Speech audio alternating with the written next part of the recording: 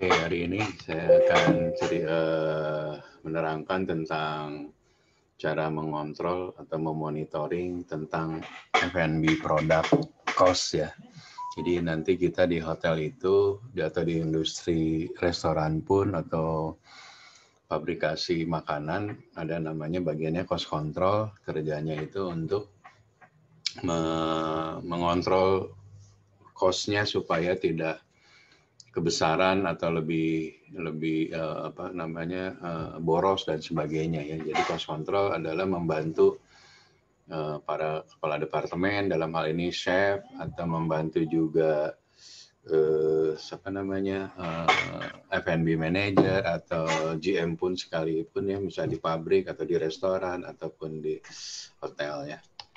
Nah, jadi seperti saya sampaikan kemarin, saya ulang lagi bahwa untuk membuat seperti ini ya, minuman seperti ini kan ini ada cost-nya ya, ada mungkin ini katakanlah misalnya ini teh gitu ya, kan ada tea bag-nya, terus ada buat garnish-nya, ini tuh ada cost-nya juga, walaupun kadang-kadang mungkin ini dari kitchen yang tidak terpakai, tapi kebanyakan sih dia transfernya utuh ya si jeruknya, jadi nanti tinggal di slice, ini jadi garnish pun masuk menjadi cost. Atau untuk membuat misalnya pizza atau roti, dibutuhkan kan ada tepung, ada madu, ada telur dan sebagainya. Nah, ini adalah semua cost yang dibutuhkan untuk membuat suatu produk baik food maupun beverage gitu ya. Nah, nanti si cost control itu kerjanya mengontrol benar nggak sih untuk membuat pizza ini kan dibutuhkan misalnya 2 telur. Betul nggak digunakannya 2 telur, itu jangan sampai telurnya bisa lebih atau telurnya kurang. Kalau lebih bisa cost-nya lebih tinggi, kalau kurang menjadi produk kualitasnya menjadi turun ya. Nah, seperti saya sampaikan yang minggu sebelumnya bahwa kita menghitung food cost percentage istilahnya ya, kalau bukan istilahnya, maksudnya parameternya untuk menghitung biaya disebutnya food cost percentage untuk makanan. Kalau beverage namanya beverage cost percentage. Nanti juga untuk barang-barang yang bersifat buat barang yang housekeeping, engineering itu ada juga menghitung biayanya atau persentasenya ya. Jadi untuk menghitung food cost itu seperti saya sampaikan tadi, untuk membutuhkan misalnya kita jualan minuman hot lemon tea gitu, dibutuhkan apa aja, tea bag, tehnya gitu ya, terus ada lime atau orange atau apa. Nah, ini dimasukkan di total harganya, cost-nya berapa, nanti dibandingkan dengan harga jualnya. Misalnya cost-nya untuk bikin ini Rp1.000 gitu. Karena di hotel dijualnya 10.000, jadi cost-nya adalah 1.000 dibagi 10.000 ya, jadi 10%. Nah, kurang lebih cara menghitungnya seperti itu. Sama nanti beverage juga atau food juga menghitungnya sama. Biaya berapa cost-nya atau materialnya, harga telurnya berapa, tepungnya berapa, dijumlahkan, dibagi dengan harga jualnya, harga jual ke tamu gitu ya. Oke, sampai di sini ada yang ditanya? Ada yang mau tanya nggak sampai di sini? Belum, Pak. Belum ya. Nah, jadi di akhir bulan itu nanti cost control kita ada namanya inventory ya, atau istilahnya stock taking, istilahnya ada stock opnam, masing-masing hotel, masing-masing perusahaan berbeda-beda istilahnya. Tapi intinya stock taking itu adalah kita menghitung berapa sih sisa persediaan di akhir bulan gitu ya. Misalnya sekarang kan tanggal 30 Juni nih. Kita mau ngitung cost-nya food and beverage gitu. Misalnya kita menghitung cost-nya food nih. Di akhir bulan ini, Juni 2021, sisa di gudang ada berapa gitu ya. Nah, ini yang sisa di gudangnya, yang ini mana ya. Nah, ini closing-nya nih. Misalnya sekarang bulan Juni, tanggal 30 Juni 2021 ya. Nah, pada saat ini sisa di gudangnya, misalnya bahan mentahnya itu ya ada daging, telur, segala macam itu dihitung cost-nya ya. Berapa dulu cost-nya atau harga belinya dari supplier itu berapa. Kita jumlahin. Misalnya di gudang itu kan ada banyak barang ya, semua barang tuh dihitung. Nah, biasanya kalau kita closing tanggal 30, tutup buku tanggal 30, kita nggak mungkin di tanggal 30 ngitungnya, karena ini kita laporan keuangan itu harus misalnya tanggal 1 atau tanggal 5. Nah, berarti kita closing-nya mundur 3 hari sebelum tanggal 30. Misalnya tanggal 27 ya. 27 kita bagi tugas, sebagian menghitung inventory yang ada di gudang. Nah, misalnya kamu sama tim ngitung di gudang, semua item yang ada di gudang dihitung. Misalnya totalnya 23 juta nih. Terus yang ada di restoran juga bahan-bahan yang belum terpakai, masih bahan mentahnya dihitung juga, misalnya ada 500.000. Terus di lounge juga ada segini. Nah, terus di housekeeping misalnya biasanya di housekeeping itu kayak gula ya, sasetan gitu ya, atau apa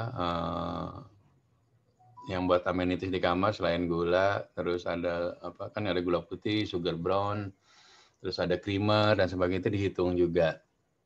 Terus di minibar ada berapa sisanya.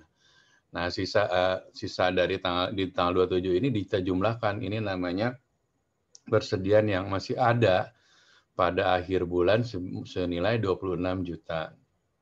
Nah, hal ini juga akan dilakukan secara terus-menerus ya. Ini kan di bulan Juni ya. Nah, waktu awal Juni atau akhir Mei itu kita inventory juga. Nah, bisa dilihat di sini bahwa di awal bulan Juni di stok kita ada 29 juta. Pada closingnya kita ada di 26 juta. Nah, kurang lebih bisa tahu bahwa rata-rata inventorinya di sekitar di 26 sampai 29 atau 30 jutaan gitu ya. Nah, nanti kalau kita sudah berjalan hotel atau restoran, kita bisa melihat mengkontrol kerja purchasing dari sini gitu. Kalau misalnya ini tiba-tiba naik, berarti banyak belanja, tapi barangnya nggak dipakai sama kitchen atau sama housekeeping. Bisa jadi purchasingnya atau chefnya atau housekeeping manajernya minta beli tapi nggak dipakai. Nah, ini buat kontrol nih, kita sebagai cost control harus kontrol.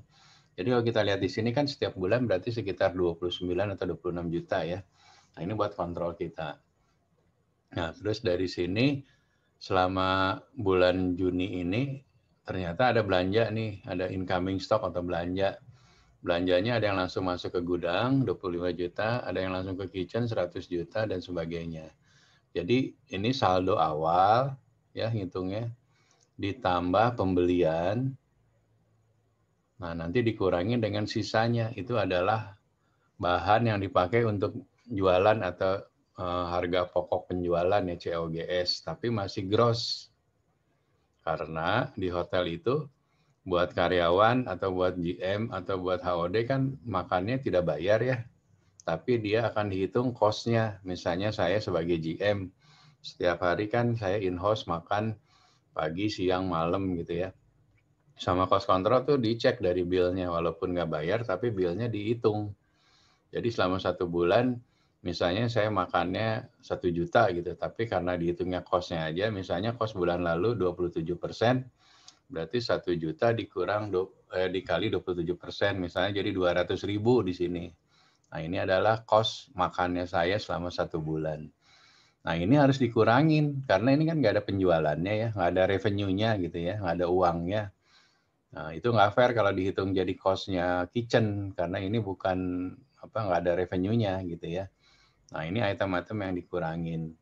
Item-item yang dikurangin itu seperti apa? Misalnya saya entertain atau sales entertain dari perusahaan yang mau booking, atau ada orang mau wedding, dikasih entertain, makan, minum gitu ya. Nah, itu sama cost-nya dibuangnya ke sini. Karena belum jadi revenue, jadi masih ke entertain. Nah, tapi kalau nanti udah jadi revenue, dihitungnya di sini ya. Nah, itu lain lagi adalah ini ada entertainment juga kan dari F&B ya, misalnya di restorannya ada musician ya, ada pemain musik gitu kan. Pemain musik biasanya kita kontrak dia main 4 jam, terus dia dapat makan, misalnya makan malam di restoran. Nah, makannya pemain band itu juga nggak dibiayain ya, harus dikurangin. Cost-nya dihitung dari ad cost juga, biaya dihitung dari ad cost. Terus welcome drink nih, kalau kamu datang ke hotel kan suka dikasih minuman ya, welcome drink ya sama anak FO atau FB. Nah, ini juga sama, ini dikurangin dari cost. Nah, ini sama entertain ya. Nah, di luar dari itu ada yang dipakai juga di departemen lain seperti saya sampaikan ya, misalnya barangnya food tapi dipakai di bangket. Ada yang tahu nggak kira-kira apa? Yang dipakai di bangket apa aja? Ada yang tahu nggak? Ada yang pernah training nggak di FB? Barang food yang dipakai di bangket apa aja? Ada yang tahu? Ada yang tahu nggak? Enggak, Pak. Nah, misalnya di bangket itu, kalau kamu meeting kan suka dikasih permen gitu ya di meja gitu ya, atau air mineral, aqua dan sebagainya ya, ada ya. Nah, yang itu dimasukin ke bangket expand, nanti dihitung jadi biaya bangket ya, yang biaya orang meeting tuh masukinnya ke sini. Jadi expandnya departemen bangket. Gas supply juga sama, jadi kayak misalnya kita ngasih VIP misalnya amenities. Jadi kalau ada VIP 1, kita ngasih misalnya buah-buahan gitu kan. Buah-buahan kan masuknya di sini sebagai cost. Tapi karena ini kita kasih buat tamu gratis, jadi dibiayain menjadi biayanya housekeeping gitu ya. Karena biaya untuk di room departemen gitu ya. Nah, yang terakhir adalah biaya makan karyawan. Kan karyawan hotel kan makannya di kantin ya, di hotel yang nyiapin gitu ya. Nah, biaya makannya itu dibebankan juga menjadi biaya masing-masing departemen nanti, tapi dimasukinnya ke HRD dulu. Nah, dari itu maka dapatlah kita total benar-benar ini adalah cost yang dipakai untuk memasak selama 1 bulan. Jadi dapatnya dari sini ya, dari ini stok awal, ditambah pembelian, dikurangin sisa stok yang ada di ini, berarti ini adalah barang yang siap untuk dipakai. Nah, tapi nanti barang yang siap dipakai itu dikurangi dengan inventory, sisa inventory ini adalah barang yang akan dimasak. Dari 133 juta ini tidak semuanya menjadi penjualan kan, tadi seperti saya sampaikan ada dipakai buat entertainment, ada buat expenses. Nah, ini dikurangin, maka dapatlah ini konsumsi kitchen untuk jualan sebesar berapa nih, 122 juta gitu ya. Nah, 122 juta adalah cost food selama bulan Juni, udah bersih, dikurangin dengan ini ya. Nah, ini dibandingkan dengan penjualannya. Misalnya penjualan bulan Juni dari tanggal 1 sampai 30 Juni itu total penjualan di hotel tersebut, total penjualan foodnya adalah 400 juta. Berarti cost-nya adalah 122 dibagi 400. Maka cost-nya adalah 27%. Nah, menurut kamu cost-nya 27% bagus nggak untuk di restoran? Ada yang tahu nggak? Ada yang tahu nggak? Bagus nggak 27%? Enggak ya, Pak. Gimana? Gimana? Ada yang tahu? Terlalu tinggi ya, Pak? Hah? Terlalu tinggi. Harusnya berapa menurut kamu? Mungkin belasan persen. Oke. Jadi gini ya, Gap, yang lain. Jadi kalau di hotel itu rata-rata food cost itu saat ini ya biasanya di 30% secara umum ya. Berarti kalau 27, kalau rata-rata 30, 27 bagus nggak? Bagus nggak, Gap? Bagus, Pak. Masih acceptable nggak, Pak? Kenapa? Masih bagus, Pak. Iya masih bagus. Jadi kan rata-rata hotel itu sekarang di 30 sampai 35 lah ya.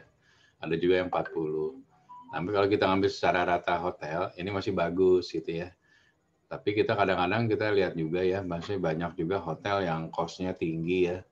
Kayak di beberapa restoran gitu, kayak di Kemang mungkin cost-nya bisa 40, bisa 30 karena mungkin dia nggak bisa jual mahal-mahal karena persaingan semakin ketat. Jadi jualannya tidak terlalu mahal atau murah, menyebabkan cost-nya menjadi tinggi ya. Nah, kembali kebijakannya pada masing-masing ini ya. Ada yang mau mengejar volume, yang penting jualannya rame, tapi cost-nya tinggi, atau memang benar-benar pengen cost-nya rendah, tapi ya jualannya nggak maksimal. Bisa jadi gitu ya. Jadi nanti itu pertimbangannya adalah gimana kita cara memilih kebijakan perusahaannya, apakah dia akan melakukan mengejar volume. Volume itu berarti jumlah revenue-nya jauh lebih besar, atau dia hanya mengontrol cost-nya pengen rendah gitu ya. Nah, dalam kondisi saat ini sih kita nggak banyak pilihan ya, apalagi kondisi pandemik ini. Satu-satunya kan pasti daya beli masyarakat juga tidak terlalu tinggi ya, karena mungkin ada beberapa orang yang bekerja diberhentikan atau digajinya setengah dan sebagainya. Nah, makanya harga jual kita tidak bisa terlalu tinggi. Tapi konsekuensinya berarti nanti cost-nya akan menjadi tinggi. Cost-nya bisa jadi 30, 35, malah kan ada beberapa restoran atau hotel yang food cost-nya itu nyampe 40 sampai 50 gitu loh. Tapi kembali ke kebijakan masing-masing. Bisa jadi lokasi hotel mempengaruhi ya. Misalnya kayak tadi saya sampaikan, kalau hotel di daerah Jakarta Selatan, misalnya di Kemang atau di Pondok Indah, dia nggak bisa jualan terlalu mahal karena banyak independen restoran yang jualan sekitaran Pondok Indah atau di Kemang gitu kan. Jadi daripada dia nanti nggak laku, sedangkan dia udah punya market, captive market yang ada di in-house ya, yang ada di kamar, ada orang meeting. Nah, makanya harganya dia bikin nggak terlalu mahal, harga menu di restorannya, di room service-nya, dengan harapan tamu yang sudah ada di dalam hotel itu bisa konsumsi di restoran ya, daripada nanti dia belanjanya ke luar, ke Pondok Indah Mall, Citos, dan sebagainya. Mendingan kita coba dengan harga slightly lebih murah atau mungkin sama dengan harga di mall, sehingga orang berpikir gue daripada ke mall jauh, mendingan di hotel aja, atau harganya sama, taste-nya apalagi sekarang ya lebih ke hygiene ya. Jadi kalau di restoran atau di hotel pasti hygiene menjadi pilihan utama, apalagi di hotel gitu ya, pasti akan lebih hati-hati dalam kondisi seperti ini gitu ya. Nah, ini adalah strategi kita sebagai GM restoran atau GM hotel atau F&B manager. Nah, nanti cost control ngebantu untuk ngontrol ininya. Nah, cost control itu punya hak untuk menegur si chef gitu loh. Menegur dalam arti menyarankan ya, maksudnya, chef ini cost-nya ketinggian nih chef gitu loh. Bisa jadi harga jual kamu kemurahan, atau bisa jadi kamu barangnya banyak boros, banyak terbuang, atau kayak tadi belanjanya berapa, stoknya rata-rata stok kan 30 juta, tapi tiba-tiba di bulan, misalnya di bulan Agustus, ending inventory-nya menjadi gede gitu, ternyata banyak belanja tapi nggak ada penjualan, itu juga menjadi pengaruh ya gitu. Sampai di sini ada yang mau ditanya untuk cara menghitung rekonsiliasi F&B? Ada yang mau tanya? Niko, Ade, Gebi mau tanya? Ada yang mau nanya? Nggak ada, bisa lanjut ya. Jadi ini tadi kita sudah belajar tentang cara membuat laporan rekonsiliasi ya. Laporan rekonsiliasi adalah laporan untuk menghitung berapa cost dari suatu restoran, cost dari suatu hotel untuk food-nya dan beverage-nya ya. Nah, kita lanjut. Yang selanjutnya sama, ini itemnya tapi ini untuk beverage, tapi polanya sama cara menghitungnya. Jadi cara menghitungnya sama, kita berapa opening inventory, jadi bulan Juni, awal Juni, minuman yang ada di gudang, minuman yang ada di kitchen, minuman yang ada di restoran, minuman ada di housekeeping store, totalnya berapa? 4 jutaan. Nah, kalau kita lihat di sini juga ini closing-nya 5 jutaan, more or less sama ya. Jadi rata-rata ending inventory-nya di angka 5 juta, 4,6 sampai 5 juta. Ini jadi oke ya. Nah, selama bulan Juni ini si bar manager atau F&B manager melakukan pembelian nih. Totalnya 11 juta.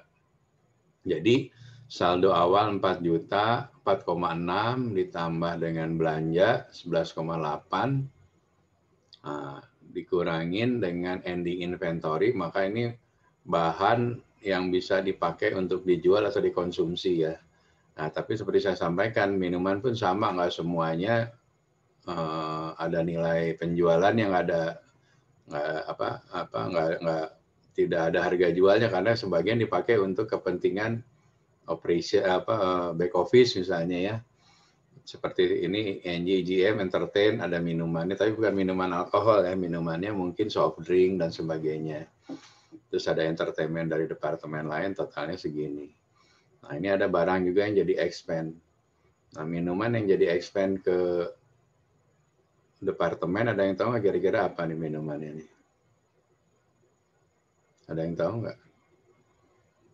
Ini judulnya employee meal semua, berarti ini minuman yang dikirim, misalnya aqua galon ya, ini dikirim ke kantin karyawan gitu kan. Jadi karyawan ya tadi kan habis makan, terus dia perlu minum. Nah minumnya ini cost-nya kita kurangin dari si barnya, dari beverage-nya, karena ini buat karyawan, nggak ada penjualannya ya, ini kita kurangin. Maka didapatkan bahwa cost-nya itu bersihnya adalah 2 juta. Sedangkan penjualan dari tamu yang ada di hotel ataupun yang makan minum di restoran totalnya selama bulan Juni adalah 8,9. Berarti cost-nya adalah 2 juta dibagi 8,9. Jadi cost-nya 22%. Nah ini gede atau kecil? Ada yang tahu nggak? Ada yang tahu nggak beverage cost biasanya berapa di hotel? Atau di restoran? Ada yang tahu berapa cost-nya? Nah, jadi di restoran itu atau di terutama di bar ya, kalau di bar itu biasanya beverage cost-nya itu di 17% sampai dengan 20 lah ya. Tergantung jualannya juga ya. Kalau barnya itu jualannya hanya banyak soft drink, terus bir, alkoholnya jarang, biasanya cost-nya rendah. Tapi kalau kayak wine, jualannya ada liquor, biasanya cost-nya bisa lebih tinggi gitu ya. Karena kita juga nggak bisa jual mahal wine di hotel, walaupun kita kadang-kadang harganya bisa 2 kali. Nah, tapi masalahnya nanti nggak banyak yang beli juga, barangnya akan rusak dan sebagainya ya. Jadi ini ya, ini sama rekonsiliasi, tapi untuk itemnya beverage. Proses perhitungannya sama seperti saya sampaikan tadi. Untuk beverage ada yang mau tanya? Jelas? Cukup jelas? Ada yang tanya? Saya lanjut ya. Nah, tadi kan dari sisi food dan beverage. Nah, sekarang kita menghitung biaya-biaya yang dipakai departemen selain makanan dan minuman. Nah, kayak housekeeping ya. Ini ceritanya, oh ini barang-barang yang masuk yang bersifat material ya, di luar dari F&B ya. Nanti ada barang buat kitchen, tapi bukan food. Ini seperti paper wrap, pokoknya di luar food dan beverage gitu ya.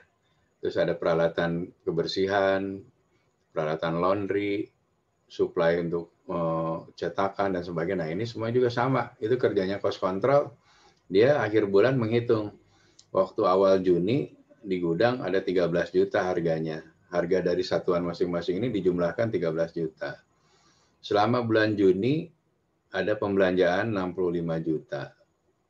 Nah, endingnya itu 43, berarti yang dikonsum 35. Jadi ini jumlahnya 13 ditambah 65 dikurang 43, ini adalah expand-nya. Expand dari hotel untuk masing-masing departemen, kayak gas masuk ke kitchen ya, electric supply masuk ke engineering, bulb itu lampu masuk ke engineering. Nah ini adalah expand engineering. Nah ini ada lagi expand-nya housekeeping, misalnya laundry, amenities. Nah ini masuknya chemical, ini masuk ke housekeeping. Nah ini kerjanya cost control juga, menghitung biaya-biaya ini supaya di akhir bulan biayanya masuk ke departemen masing-masing. Seperti saya sampaikan tadi, ini barang-barang ini engineering supply, elektrik, gas, masuk ke engineering. Nah, ini semua biaya sudah tercatat nih di akhir bulan itu. Jadi nanti kita bisa bikin yang namanya laporan keuangan. Jadi ada revenue-nya, terus ada biayanya. Jadilah laporan keuangan ya. Ada yang tanya sampai di sini? Untuk yang item material, ada yang mau tanya? Nggak ada, saya lanjut ya. Nah, terus kerjanya cost control, salah satu yang lain juga adalah kita harus menganalisa kira-kira menu apa sih yang laku selama bulan Juni ini di restoran tersebut atau di hotel tersebut, di room service, di mana menunya apa aja yang laku gitu ya. Nah, ini tuh untuk menganalisa. Jadi selama 1 bulan ini ternyata nasi goreng laku 118 portion gitu ya. Nah, ini tuh dijumlahkan berdasarkan menu yang paling laku atau menu paling populer gitu ya. Nah, gunanya adalah apa? Gunanya adalah nanti untuk menu-menu yang nggak laku nih, kayak model ini. Mungkin ini cuma 8, tapi nanti ada lagi di bawah ini yang benar-benar nggak ada penjualan selama bulan Juni. Nah, menu-menu yang sudah tidak laku, nanti kita per 3 bulan atau per kuartal kita review. Sebagai cost control kita sarankan ke si chefnya, chef, ini ada menu-menu yang nggak laku gitu. Sebaiknya nanti mungkin di bulan atau di kuartal kedua, kuartal ketiga kita nggak jualan lagi menu yang nggak laku ini gitu. Nah, ini juga berhubungan dengan tadi pembelanjaan. Karena yang lakunya banyak nasi goreng berarti beras pasti harus banyak belinya ya. Terus telur, pokoknya untuk buat bikin nasi goreng apa aja berarti itu bahannya yang ada di persediaan tadi gitu ya. Nah, ini menu-menu yang selama bulan Juni laku. Nah, kita dianalisa sama kita. Menunya apa aja yang laku, di restoran mana, terus malah nanti bisa di breakdown lagi apakah tamu dari luar, tamu in-house, apa tamu meeting gitu ya. Ini gunanya nanti buat analisa F&B, menganalisa cost-nya, menganalisa penjualannya, sama nanti dia bikin program promonya, promo F&B-nya apa nih ke depannya. Kalau kayak gini bisa juga kita nih menu-menu yang nggak laku kita bikinin promo nih gitu ya. Bisa promo bundling atau bikin promo yang recycle diulang lagi gitu promonya. Nah, ini adalah strategi yang dibuat oleh F&B ya. Nah, sarannya dari cost control, nanti cost control akan bilang nih menu-menu yang nggak terlalu laku gitu. Oh, sinyalnya hilang. Halo. Di saya ada, Pak. Oh, ada yang tadi bilang lost connection. Oke, sampai di sini ada yang mau tanya untuk food sales? Untuk yang lost connection nanti lihat di videonya aja ya. Ada yang mau tanya untuk menu-menu engineering? Ini makanya waktu ditanya apa menu engineering itu menunya seperti ini nih. Jadi dia akan mengelis berapa menu yang ada di hotel. Nah, makanya bikin menu di hotel itu jangan terlalu banyak juga gitu. Karena kayak gini kan ada menu banyak yang nggak laku ya, nggak populer. Itu kan waste. Karena kalau biar gimana kan semua menu harus disiapin bahan mentahnya, betul nggak? Nah, daripada nyiapin bahan mentah belum tentu ada yang beli, mendingan menunya kita hilangkan atau kurangi gitu ya, supaya tidak menjadi beban biaya atau cost dari restoran tersebut. Oke, ada yang mau tanya nggak untuk ini, untuk cara menghitung menu engineering? Berarti misalkan itu kan nasi goreng yang paling favorit, berarti manajer atau owner bisa naikin harganya dong Pak, atau bisa dari situ juga kita bisa lihat nih. Tapi hati-hati waktu kita melihat ini menu populernya ini ya gitu ya. Terus kita lihat dulu sama kompetitor nih, kompetitor sebelah harganya jualnya ini kan murah, harganya cuma berapa ya? Salesnya dijualnya, di sini nggak nongol ya. Atau ini harganya 30.000 nih cari. Ini cost-nya 9.000. Secara cost masih oke lah gitu ya. Kita mau jual, mau naikin gitu ya, bisa dari sini. Kita mengejar volume, ini kita naikin karena ini menu yang paling laku gitu ya. Tapi jangan juga nyampe gara-gara naik nanti bulan depan volumenya mengecil. Tapi biasanya sih kita kalau harga yang ini promo ya kalau bisa sih 6 bulan atau 1 tahun harganya tetap dulu gitu. Jangan berubah-ubah setiap bulan ya, nanti konsumennya bingung. Atau konsumen juga mengeh, apalagi yang reguler dia kan kok sekarang naik ya, kok sekarang lebih mahal ya gitu. Nah, bayangkan efek psikologis juga gitu loh. Jangan hanya gara-gara naik cuma 5.000 atau 10.000, tapi di benak konsumennya yang terutama yang loyal market kita menjadi kurang baik gitu ya. Nanti mikir nggak usah order lagi deh, ini harganya kok naik terus gitu ya. Nah, ini juga harus hati-hati kita sebagai pemilik restoran, hati-hati banyak cara, mungkin nggak ngurangin portion ya, paling aman gitu ya.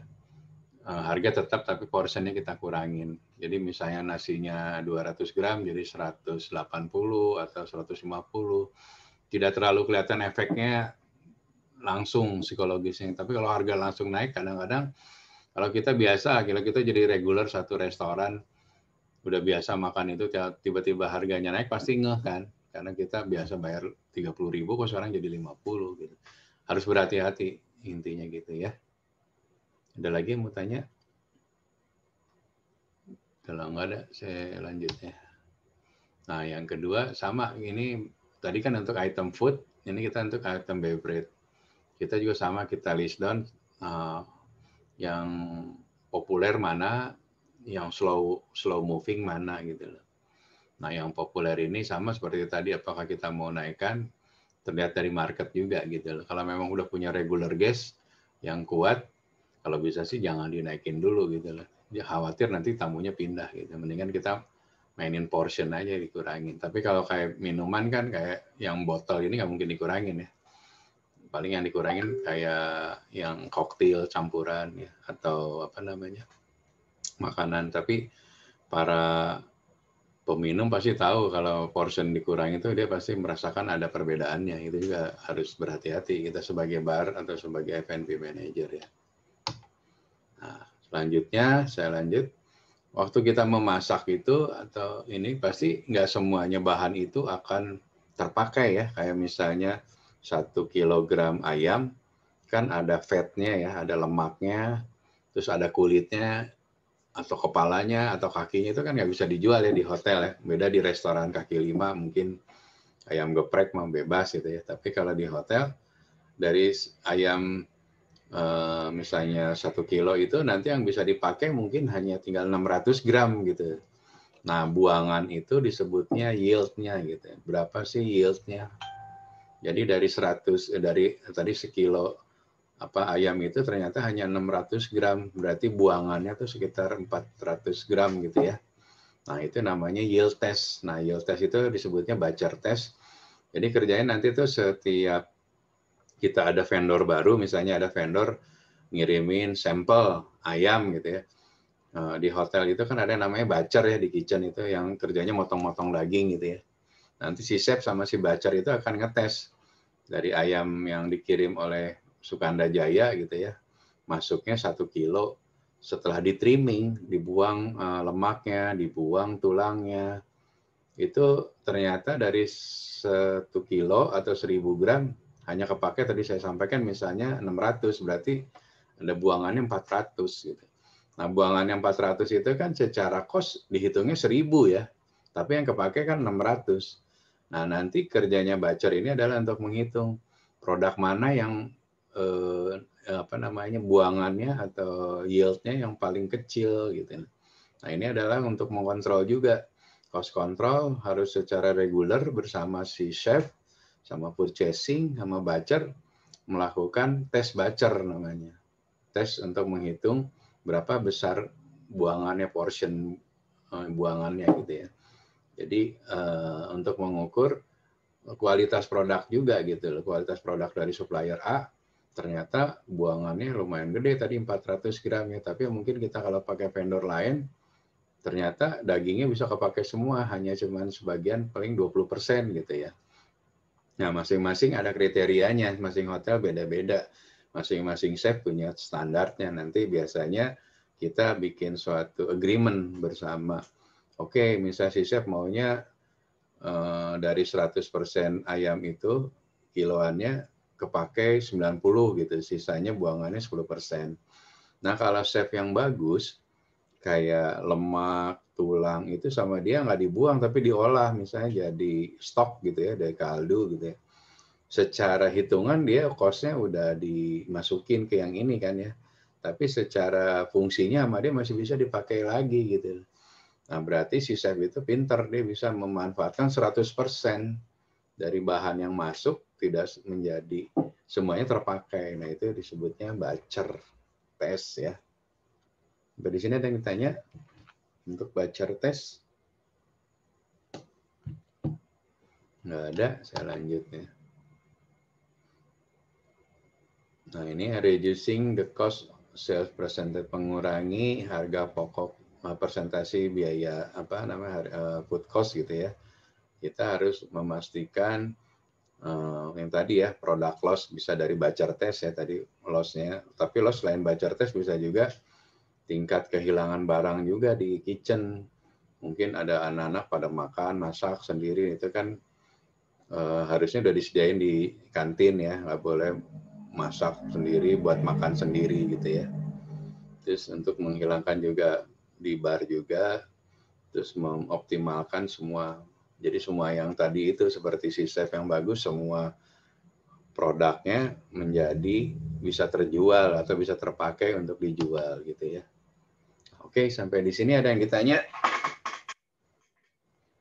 Ada yang tanya? Kalau nggak ada, saya akhirin. Untuk yang tugasnya, tolong dikirim ke email saya ya, minggu ini ya, yang kemarin itu, yang latihan soal, untuk nambahin nilai. Suara saya jelas? Jelas, Pak. Oke. Oke, kalau nggak ada, saya akhirin. Nanti tugasnya tolong dikumpulin minggu ini. Saya tunggu untuk nambah nilai ya.